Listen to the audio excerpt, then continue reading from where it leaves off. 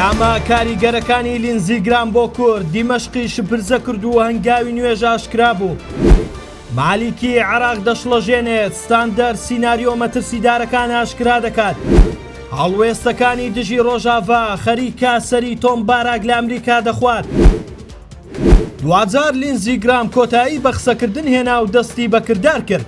لا دوێنێەوە ڕایگەیان ڕۆژە یاسایەک ئامادە دەکەن بۆ پاراستنی کورد. هەردوای تویتەکە یەکسەر دەسەڵاتدارانی دیمەشق شڵەژان و داوای ڕێکەوتنیان لە هەسەدە کرد. دوێنێ بە شێوەی سەرەتایی لێک تێگەیشتنێک ڕاگەیەندراوە و چاوەڕێ دەکرێت لە ڕۆژانی داهاتوو وردەکاری زیاتر ئاشکرا بکرێت.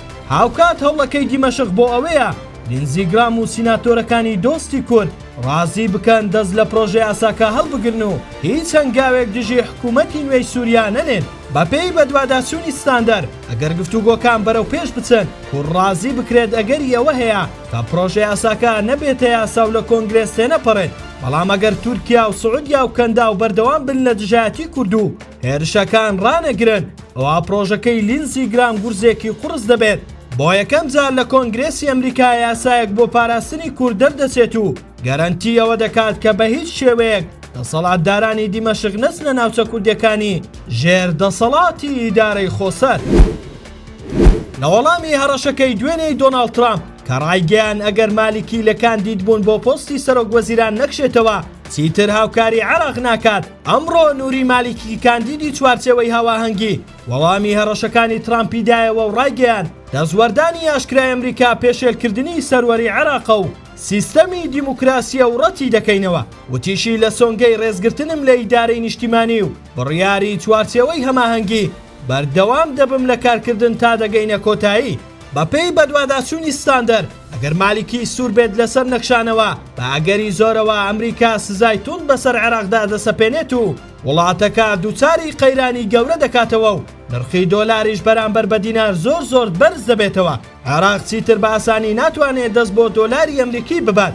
ڕەنگە ئەمریکا سزا بەسەر ئەو وڵاتانەش بسەپێنێت هاوشێوەی ئێران کە نەوتی عێراق دەکڕن. بۆیە پێدەچێت چوارچێوەی هەمانگی چێتە ژێرباری ئەو داخوازی ئەمریکا و بۆ خۆپاراستن لە سزا دوجار ڕەزامەندی لەسەر گۆڕینی مالیکی بە کاندیدێک کە جێی ڕەزامەندی ئەمریکا بێت بدات.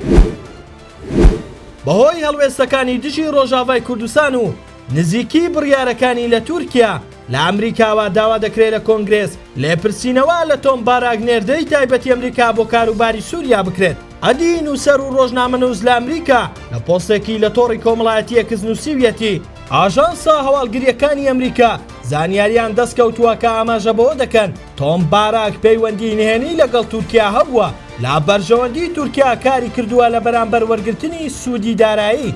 ناوبراو ئاماژەی بەوەش کردووە لیژنەی هەواڵگری لە کۆنگرێسی ئەمریکا لێکۆڵینەوەیەکی لەسەر ئەم بابەتە دەست پێ کردووە. لە ماوەی داهاتوو لە بەرنامەدایە کە تۆم باراک بانگ بکرێت بۆ ئەوەی لە بەردەم کۆنگرێسدا گوتەی لێوەربگیرێت.